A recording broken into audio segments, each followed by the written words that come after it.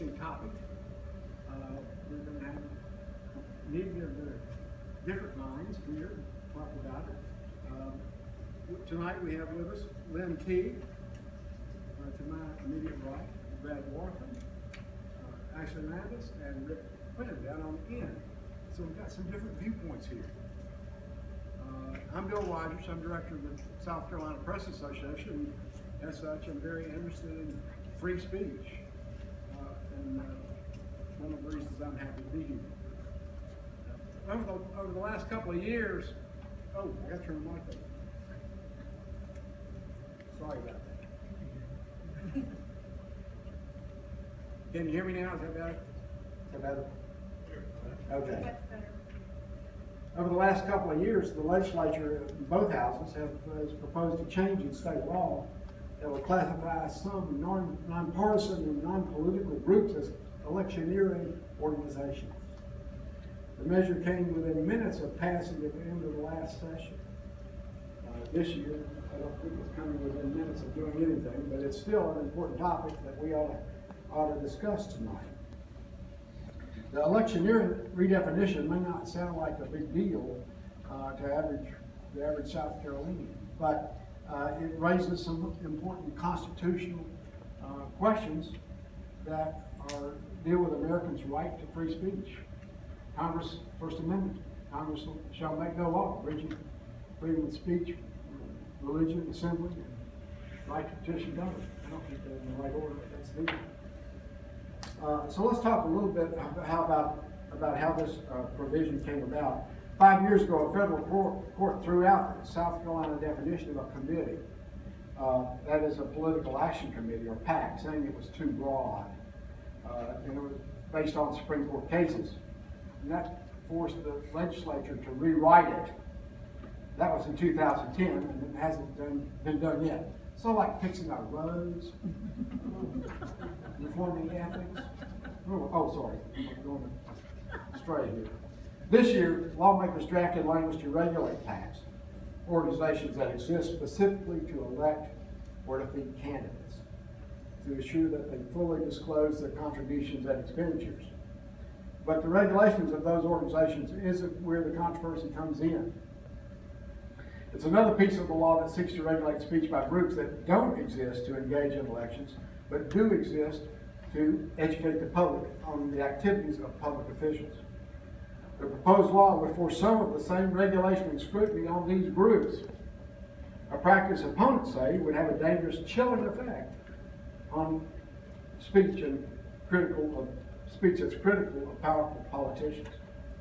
Supporters of the measure, on the other hand, argue that there's far too much hidden money in politics, and that the public is entitled to know who is contributing to the groups and engaging in advocating issues as well as those advocating candidates. Tonight's debate is not about the entire ethics bill, which is a part of it,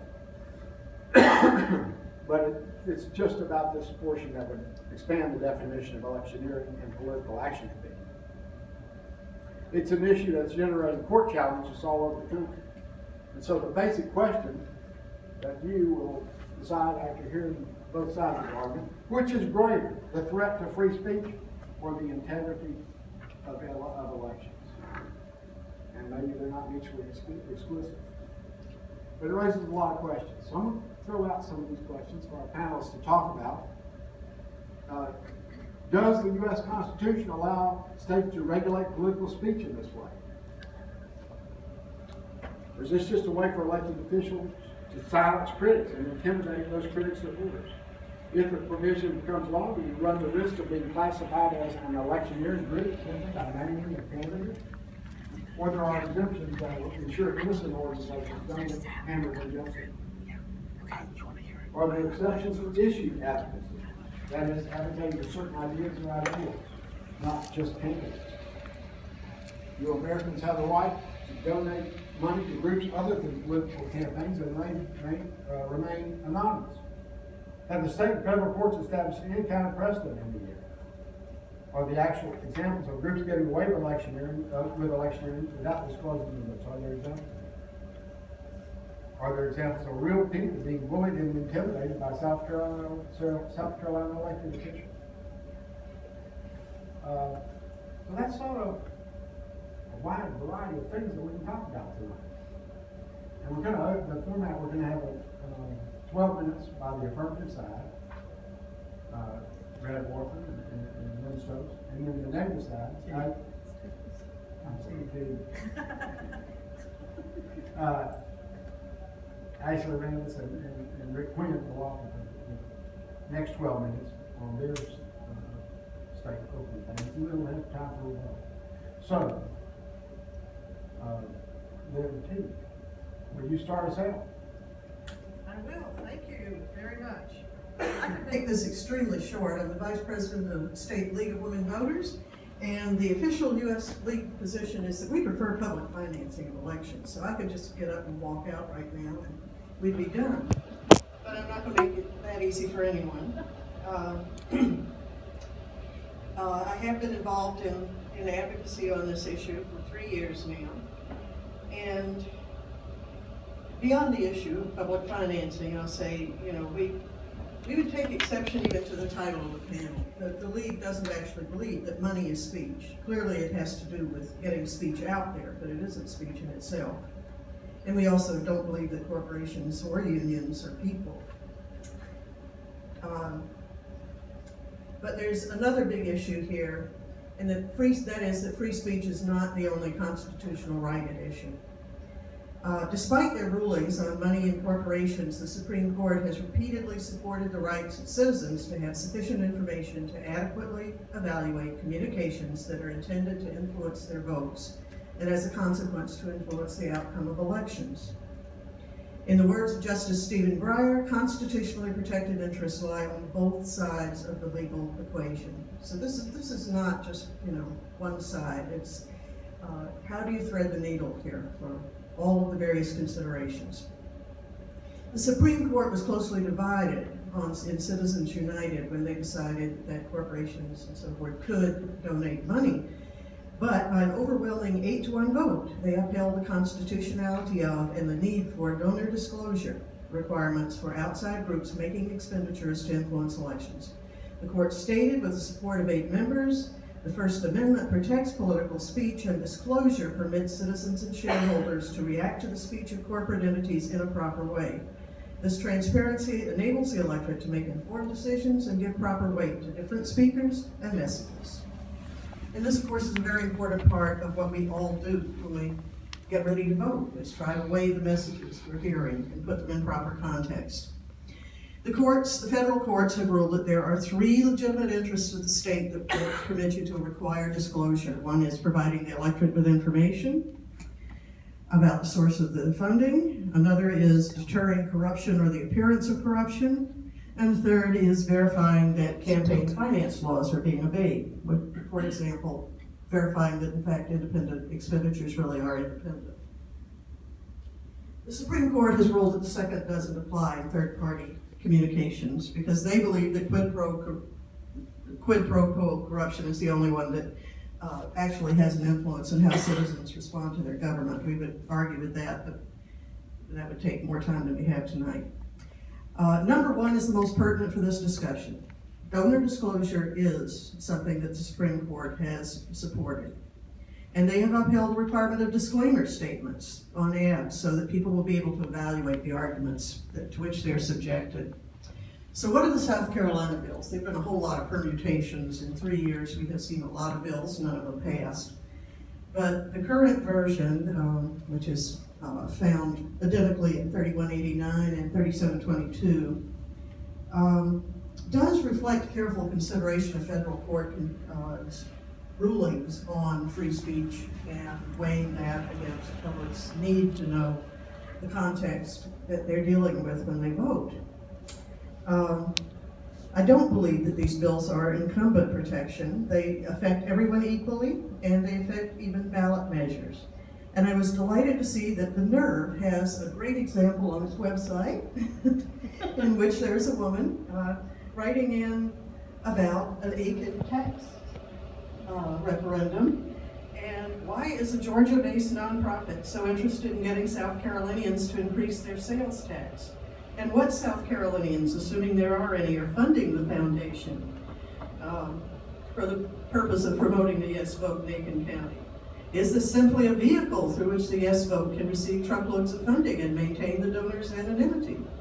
So this is not a question that's just on one side. It's not a liberal or conservative question. It's a question everybody asks.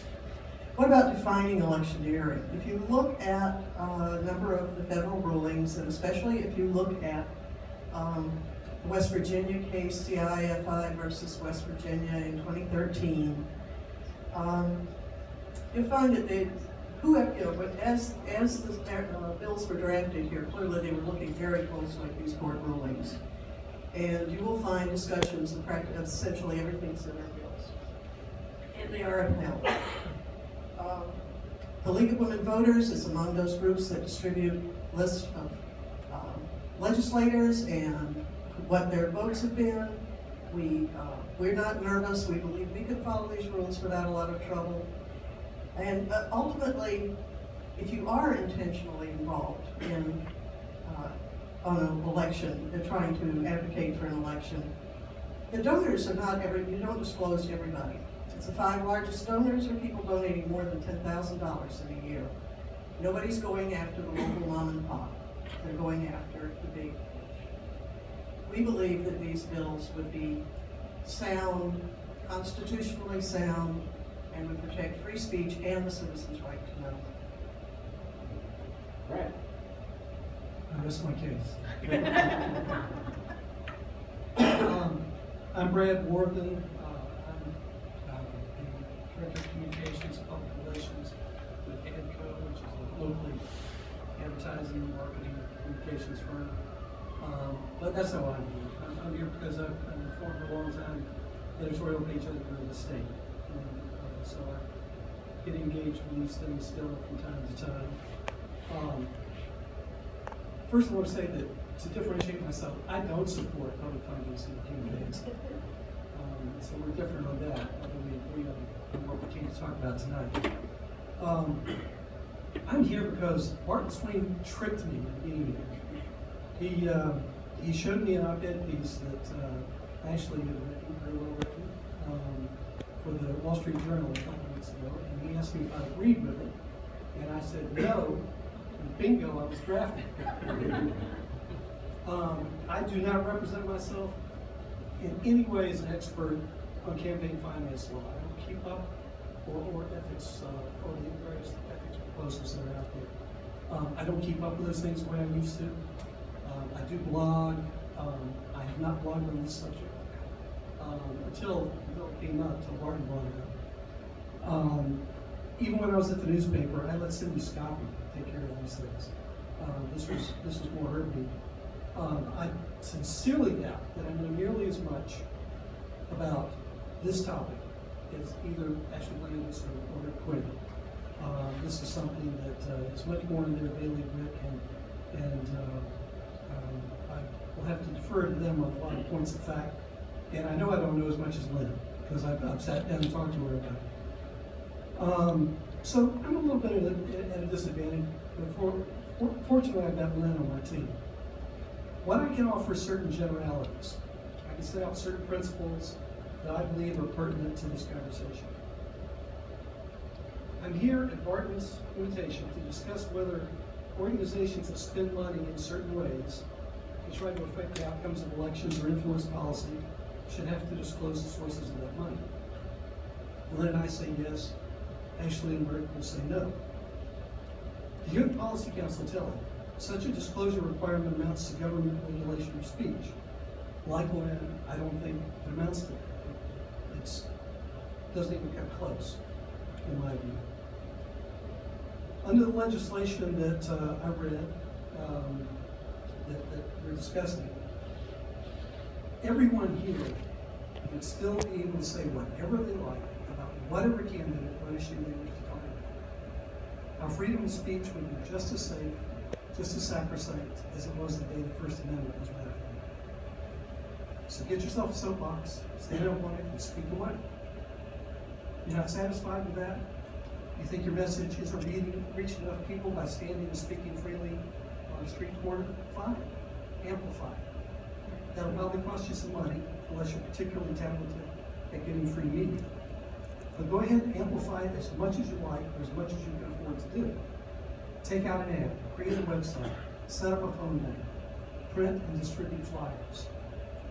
But then, if you go out and raise money from other people to finance that amplification of your message, I see no reason why you should object to those people being just as known as you are. If they wish to speak through you, I see no way in which their freedom or yours is in any way limited by their having to do so openly. Martin, were you all able to upload that picture I sent? To put on the screen? Did you see that? That's okay, I've got it on my iPad. I'm something of a Norman Rockwell fan. I don't care what the art snobs say. I love him. And Rockwell had a thing to say about freedom. He famously illustrated Franklin Roosevelt's 4 freedoms, the first of which, rightly, is freedom of speech. And here it is. Y'all have probably seen this before. Can you see it fairly well? There's a lot to notice and appreciate in this picture. There's a nobility in the countenance of this man who is apparently standing up at a public meeting. He's not a big shot, based in the fact that others in the crowd are wearing suits and ties, and he's dressed in humbler clothing. He's probably not the richest man in town or the best educated.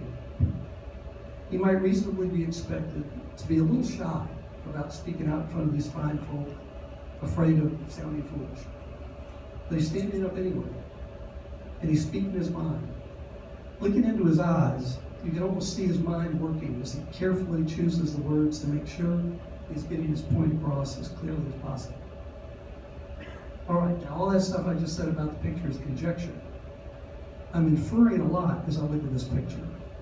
Others might read other things into it. Okay, but here's one thing I think we can all agree on. He's not wearing a mask. Everybody can see who is speaking. That's what it's all about. The Constitution doesn't guarantee that everyone will agree with what we say. It doesn't guarantee that we won't be ridiculed or even reviled for speaking our minds. It just guarantees that we have the right to stand up and say what we like, and no one can stop us. And that's enough. 7 seconds. Okay. I will pass on to Tom.